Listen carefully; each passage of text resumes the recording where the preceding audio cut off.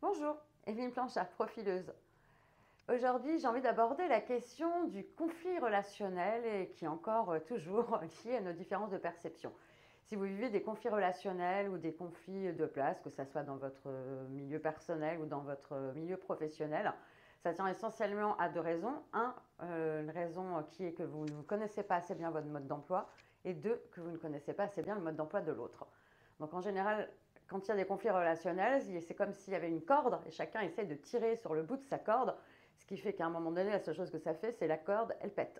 Mais ça n'a rien résolu du tout. Donc c'est des histoires de stratégie pour essayer d'avoir raison, essayer d'imposer son point de vue sur l'autre. Donc il y en a un souvent qui prend l'ascendant, l'autre s'écrase. Mais bon, tout ça, vous voyez, ça n'a absolument rien d'harmonieux et le problème de fond, il n'est absolument pas réglé. Alors que si on prend vraiment la peine de prendre conscience de son modèle du monde et aussi de prendre conscience du modèle du monde de l'autre, vous allez vous rendre compte que vous avez deux perceptions différentes, qu'il n'y en a pas une qui est mieux que l'autre, c'est juste un échange de mode d'emploi et de prendre en compte les besoins de l'un et de l'autre. Pour ça, aujourd'hui, j'avais envie d'illustrer avec un extrait de profilage issu de la méta. J'avais envie de vous parler de structure, donc de structure mentale, mais qui est aussi en correspondance avec la structure de votre corps. Et à quoi ça sert en fait? Ça sert à comprendre comment mentalement vous concevez les choses, comment mentalement vous concevez le monde. Il y a trois catégories, donc je vais vous expliquer, afin de vous faire toucher du doigt justement les différentes subtilités et comment des problèmes relationnels ou de place peuvent avoir lieu justement par méconnaissance de profilage, justement. Donc il y a les personnes qui sont dites de structure ligne. Ce sont des personnes qui voient les choses d'une manière assez euh, binaire. C'est l'énergie du feu. Donc c'est des personnes qui conçoivent les choses au niveau mental d'une manière on ou off. C'est tout blanc ou c'est tout noir.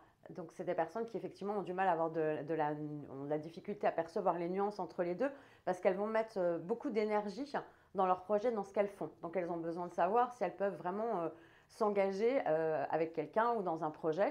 Donc du coup, soit elles y vont à fond, soit elles y vont pas du tout. C'est des personnes qui ont une vision. Donc c'est-à-dire qu'elles ont une vision très très précise de là où elles veulent aller. Elles voient loin et ça se passe droit devant. Et c'est des personnes qui en général avancent seules parce que c'est elles qui ont la vision de leur projet, de la manière dont elles veulent concevoir les choses. Donc ça se passe tout seul. Et ensuite, éventuellement, bien évidemment, elles vont avoir une équipe où elles peuvent déléguer des choses, mais c'est bien elles qui sont aux commandes. Donc elles vont préférer manager les choses de manière personnelle. Si je prends l'exemple, par contre, d'une personne qui est dite de structure cercle, donc on va se retrouver dans un archétype totalement opposé. On est avec l'énergie de l'eau et de la terre. Donc là, c'est au contraire quelqu'un qui va plutôt fonctionner en groupe. Il y a vraiment une énergie enveloppante avec les personnes qui sont dites de structure cercle. Elles conçoivent les choses de manière groupée. Donc la chose qui va les faire le plus souffrir, c'est l'exclusion. Donc elles vont vraiment envisager les choses d'une manière globale. Elles vont avoir besoin d'un consensus, de faire en sorte que tout le monde ait pu participer à la discussion. C'est des projets en commun, on fait un travail d'équipe et il y a un besoin, alors plutôt au niveau personnel plutôt qu'au niveau professionnel, comme une sorte de besoin de fusion, de faire ensemble, d'avoir du feedback, voilà, de faire les choses ensemble. Donc on voit que c'est une énergie qui est totalement différente et une manière de concevoir les choses qui n'a rien à voir avec la manière dont une personne ligne va envisager les choses. Il y a aussi la personne avec la structure dite losange.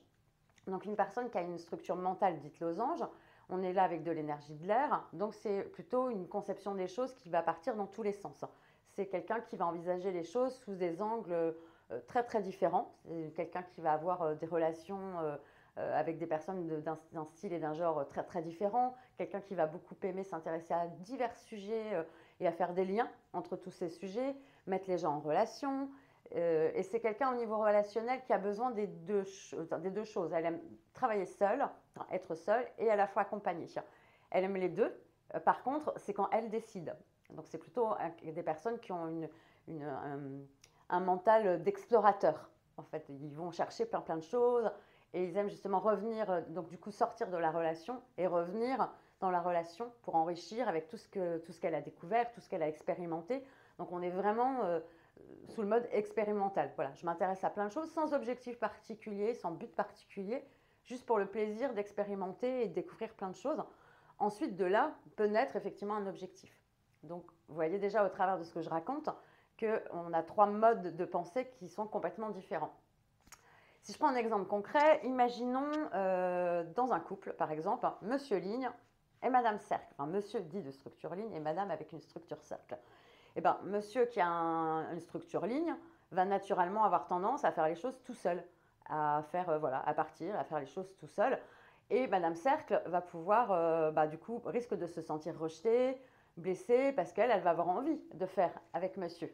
Et elle pourrait imaginer que c'est par un manque d'amour, un manque d'intérêt, alors qu'a priori, on voit bien que ça n'a absolument rien à voir. C'est pas ni un manque d'amour ni autre chose, c'est juste que habituellement, un monsieur Ligne, il a un objectif, il a la vision, il sait où il veut aller, et naturellement, il y va tout seul.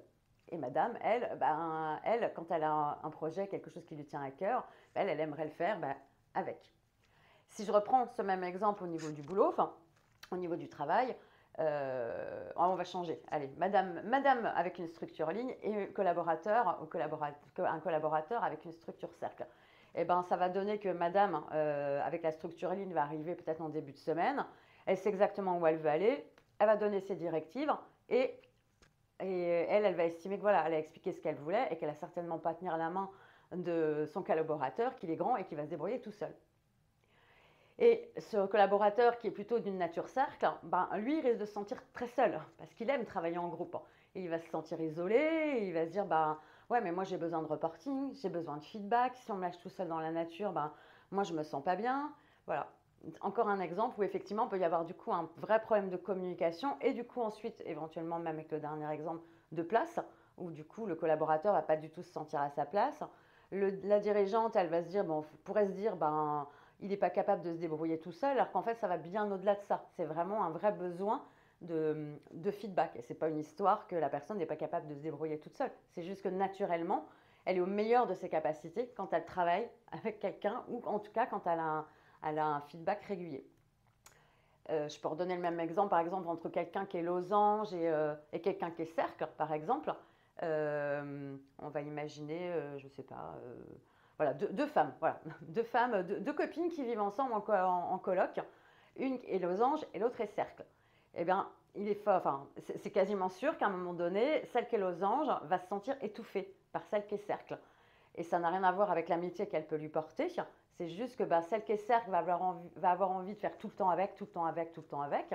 Et la personne losange, elle, à un moment donné, elle va manquer d'air. Elle va étouffer et elle va avoir besoin de prendre sa distance. Si ces deux copines n'ont pas pris conscience de leur mode relationnel et n'en parlent pas entre elles, forcément, ça va partir au fight.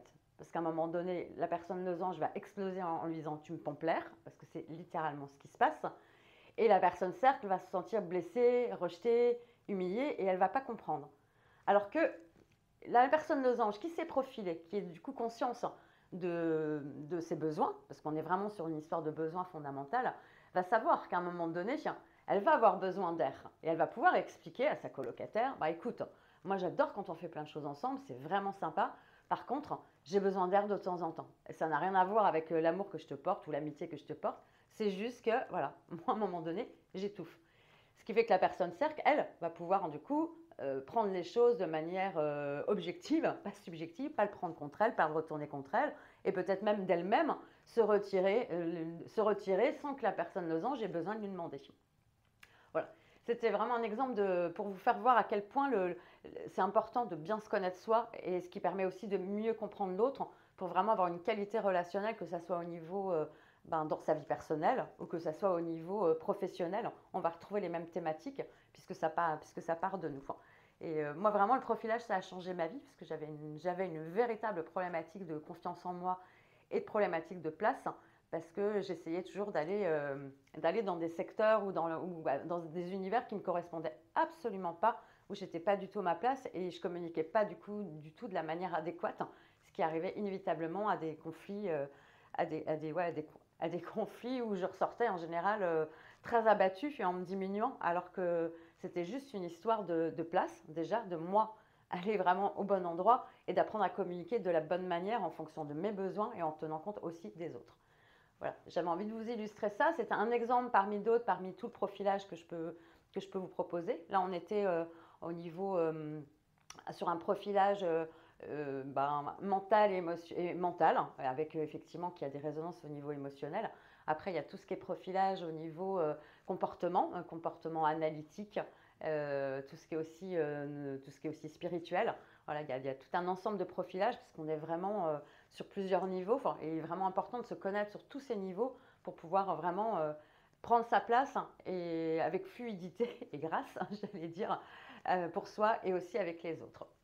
Si vous avez envie d'en savoir plus sur le profilage, je vous mets en bas de cette vidéo un questionnaire où je vous propose 30 minutes d'entretien gratuit pour faire le point sur vos problématiques de relationnel, de place, de confiance et voir en quoi je peux vous aider, notamment par le biais du profilage pour pouvoir mieux vous connaître et vous apporter des solutions concrètes qui changent vraiment. Enfin, moi, ça a changé ma vie en tout cas et j'espère bientôt la vôtre. Je vous souhaite une bonne journée. Au revoir.